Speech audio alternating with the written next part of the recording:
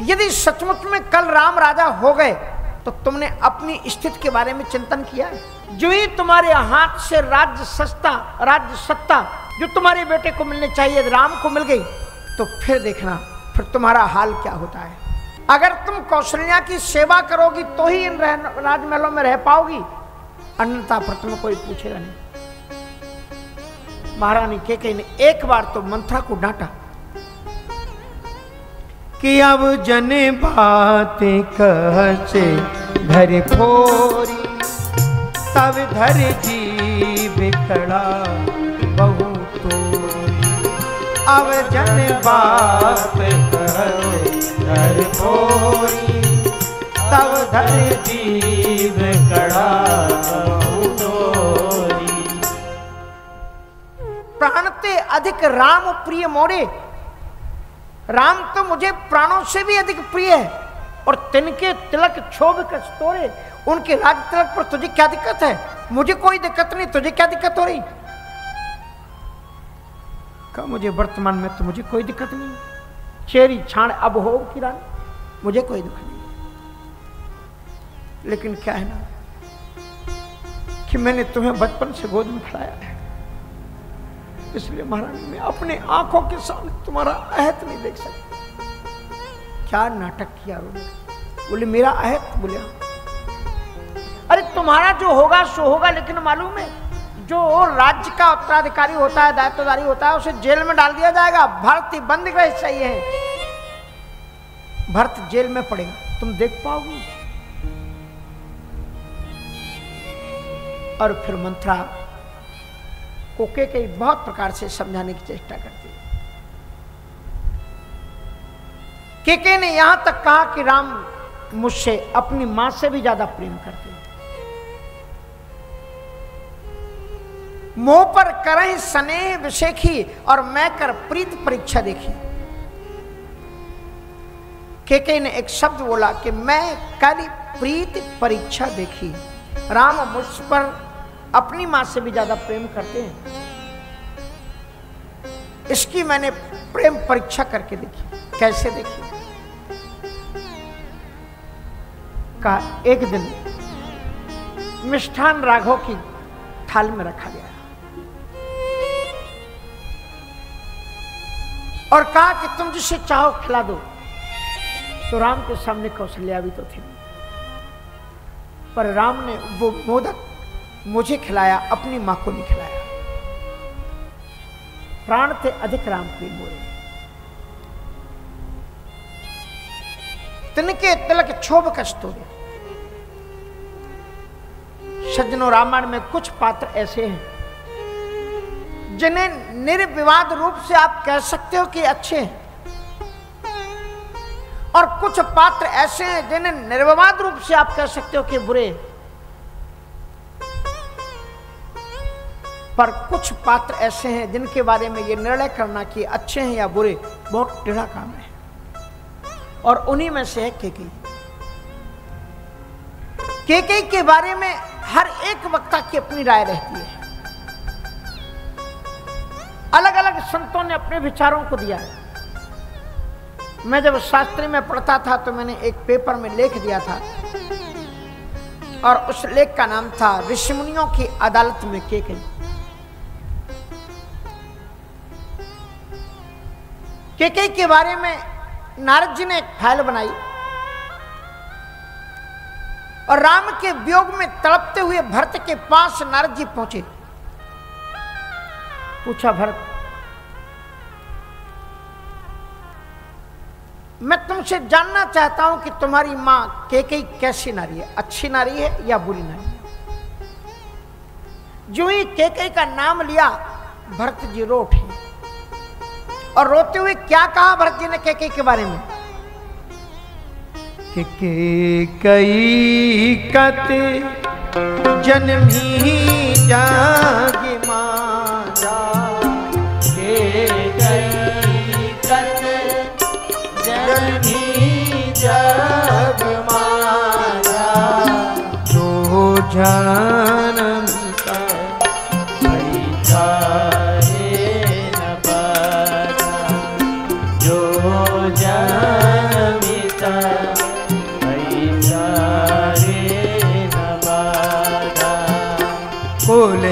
कलंक जन में फूल कलंक जन में उमोही अपजस भाजन दिए जन दोई अपजस भाजन दिए जन दोई। श्री भरत जी कहते हैं कि केके जैसी नारी धरती पर पैदा नहीं होनी चाहिए, और यदि पैदा हो भी जाए तो हे विधाता इतनी कृपा करना कि उसे सगर्भा मत बनाना, बांझ कर देना। और यदि फिर भी वो पुत्रवान बने तो इतना निर्दयी बनाना उसे कि अगर मुझ जैसा अभागा बेटा उसकी कोख से पैदा हो जाए तो वो राम के वियोग में तड़पा तड़पा करके मारे, उससे अच्छा है वो डायन की तरह खुद ही अपने हाथ से गला घोंट करके मार डाले, पर राम के वियोग में तड़प करके मरने वाली मौत न दे। मतलब ये हुआ कि भरत जी कहते हैं कि दुनिया में सबसे बुरी कोई स्त्री है तो वो केकई है। और उसके बाद में नारद जी महाराज यही प्रस्ताव, यही फाइल लेकर के राम जी के पास गए चित्रकूट की सभा में। वो कहते हैं चित्रकूट में भरत आपको मनाने आए और तीनों रानियां आपकी माताएं भी आई। आप मुझे बताइए कि जिस केकई ने आपको राज्य तिलक से वंचित करके 14 वर्ष के लिए वनवास में भेज दिया, What is your opening about the KK? उस मां के संदर्भ में आपका चिंतन क्या है? वो कैसी नारी है? श्री राम जी के आंखों में, नेत्रों में आंसू आ गए। वे केके के चरणों को छू करके कहते कि दोष दे जन नहीं जड़ते जिन गुरु साधु सभा नहीं से, दोष दे जन नहीं जड़ते जिन गुरु साधु सभा नहीं से, जिन गुरु साधु सभा नहीं से, जिन गुरु साधु सभा नहीं से। श्री राम जी कहते हैं कि मेरी इस मां केकई को दोष वो लोग ही देंगे जिन्होंने सत्संग नहीं किया।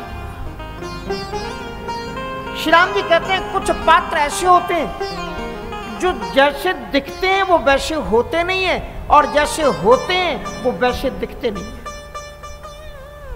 तुमने मेरी मां केकई को जैसा देखा है, केकई वस्तुतः वैसी है नहीं, क्योंकि केकई की वास्तविकता को परखने के लिए श्री राम जी कहते हैं 3 चीजों की आवश्यकता है। जिनकी बुद्धि में जड़ता होगी, दोष दे जननी जड़, जिनकी बुद्धि में जड़ता होगी वो लोग मेरी मां को दोष देंगे।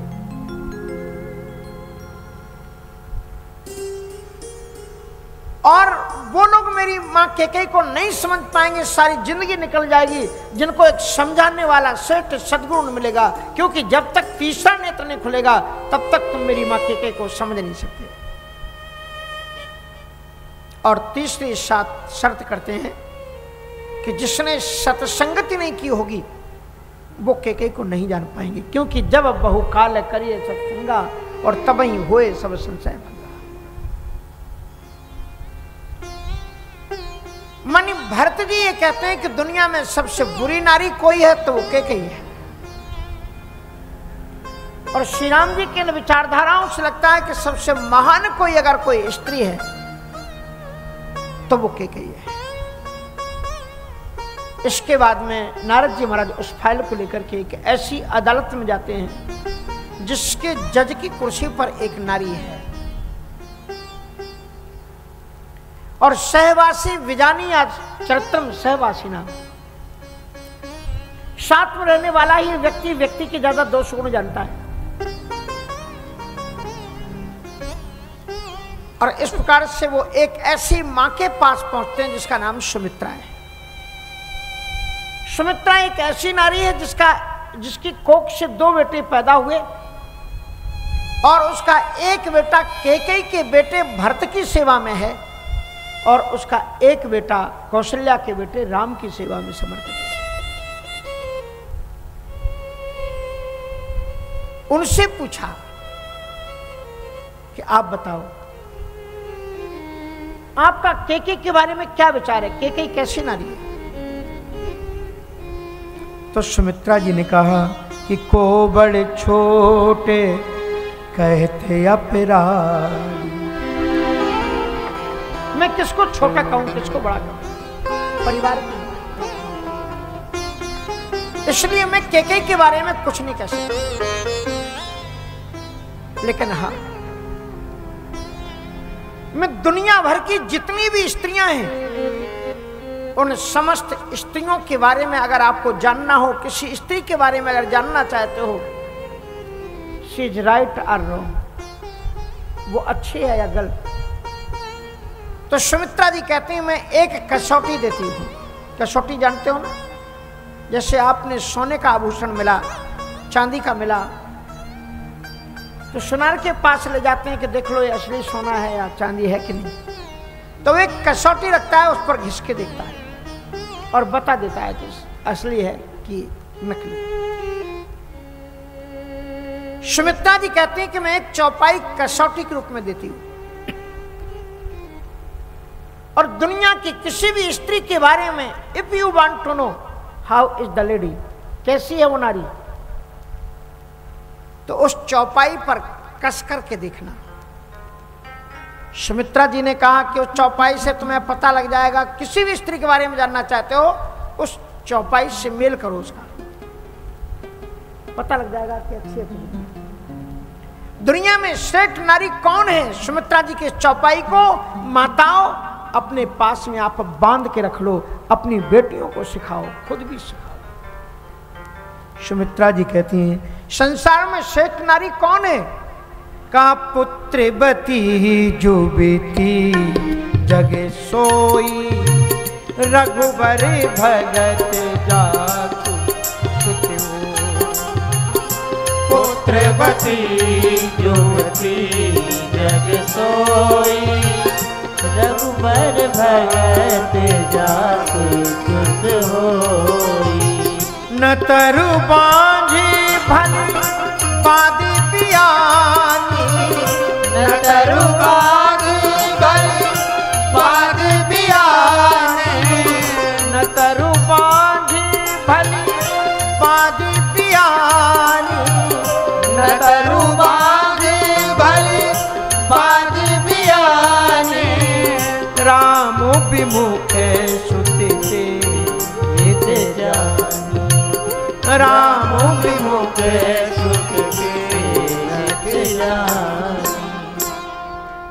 सुमित्रा जी कहती हैं कि श्रेष्ठ स्त्री वो है जिसका पुत्र राम का भक्त हो। इसलिए माताओं विनम्रता पूर्वक निवेदन है कि आप बच्चों को हनुमान चालीसा सिखाओ, आप बच्चों को भगवान की भक्ति सिखाओ, आप अपने बच्चों को सत्संग में ले जाओ। और अगर किसी स्त्री के पुत्र भगवान के भक्त नहीं है, तुम जिसकी भक्ति करते हो उसका आचरण तुम्हारे जीवन में आएगा। इसलिए राम का अगर आचरण जिसके जीवन में आ जाएगा वो दुनिया का अद्भुत बालक होगा। इसलिए अगर आपका पुत्र भगवान का भक्त नहीं तो कैसा है? कहते न तारू बाज भले बाधी बियानी। जिस स्त्री का बेटा राम का भक्त ना हो तो गोस्वामी जी कहते हैं न तारू बांझ भली, संतानवान होने से ज्यादा अच्छा है कि वो बांझ ही रह जाए। राम विमुख सुते थे जानी। जो भगवान का विरोधी है, भगवान का भक्त नहीं है, उन बेटों से जो समझते हैं कि हमारा कल्याण होगा, नतर बाज भली। अब अगर सुमित्रा जी के चौपाई के आधार पर कस करके देखें तो आप मुझे बताइए आपका जजमेंट क्या है कि कई अच्छी नारी है कि बुरी नारी? कहते हैं अच्छी नारी वो है जिसका बेटा राम का भक्त हो। और गोस्वामी तुलसीदास जी फिर चीख करके कहते हैं तो फिर मुझे बताओ कि भरत के समान राम का भक्त कौन है? भरत सरिस को राम सने, जग जपु राम भरत सरिस को राम सने, जग जप राम राम जप जे। कौन है भरत के समान राम का प्रेम? पर सज्जनों, जीवन में कुछ विडंबनाएं आती हैं। कभी कभी हम वो करते हैं जो ईश्वर चाहता है, कभी कभी नहीं, हरदम वही होता है जो ईश्वर चाहता है। जिस समय यह निर्णय लिया गया कि राम को राजगद्दी पर बैठना है, तो उस संदर्भ में सबसे ज्यादा दुखी कौन हुआ? भगवान राम दुखी हुए, क्योंकि भगवान का अवतार राजगद्दी के लिए नहीं हुआ है। उपासका नाम कार्यार्थम, वो उपासकों की मनोविलासा को पूर्ण करने के लिए आए, और राजगद्दी पर बैठनी उनकी मनोविलासा नहीं है। इसलिए राम जी को लग रहा है कि बेचारे देवता कितने दुखी हैं, रावण कैसे हैं? अगर मैं राजा बन गया तो यहां की जिम्मेवारियां हो जाएंगी। इसलिए भगवान श्री राम जी बड़े दुखी हुए। अपने परिचारिका एक दासी से बोले कि मेरे सिर पर बहुत दर्द हो रहा है, अगर हो सके तो तुम मेरी मां केकई को बुला दो। और आप जानते हो कि केकई सबसे ज्यादा प्रेम करती थी, रामचरितमानस में लिखा है कि तू सराहस करसे सने, के ही अपराधे आज बन दे। केकई को जो ही पता लगा कि राम दुखी है, राम के सिर में दर्द है, केकई विशक्त वस्त्राभरणा दौड़ की चली है। मंत्रियों को फटकारा, दासियों को फटकारा, किसी ने अभी तक वैद्य को क्यों नहीं बुलाया? आखिर किस लिए वैद्य हमारे राज्य में? मेरा राम दुखी है। श्री राम जी ने कहा कि मां, मेरे सिर में जो दर्द है, उस दर्द की दवा केवल तुम्हारे पास में है, और कोई वैद्य मुझे ठीक कर नहीं सकता। मां, याद करो, बचपन में एक बार जब मैंने आपकी आंखों को बंद किया था और मैंने आपसे वचन लिए थे कि मुझे जरूरत पड़ेगी तो मैं आपसे वरदान मांग लूंगा। आज मां, मुझे उन 2 वरदानों की आवश्यकता है। केकई ने कहा कि राघव बताओ, तुम्हारे सिर के दर्द को ठीक करने के लिए यदि ये मेरे शरीर की चाम भी खींच करके तेल निकाला जाए और तुम्हारे काम आ जाए राघव, तो मैं अपने आप को सार्थक समझूं। श्री राम ने कहा कि मां, आपसे मैं पहला वरदान ये मांगता हूं कि मेरे भैया भरत को आप केवल 14 वर्ष के लिए, ओनली फॉर 14 ईयर्स, केवल 14 वर्ष के लिए आप उनको राज्य तिलक करवा दें। क्यों? मुझे कुछ और काम है, हम दोनों मिलकर के काम करेंगे। कुछ दिन भरत संभालें, मैं दूसरे काम करके आ जाता हूं, फिर मैं बैठ जाऊंगा, भरत दूसरे काम करें।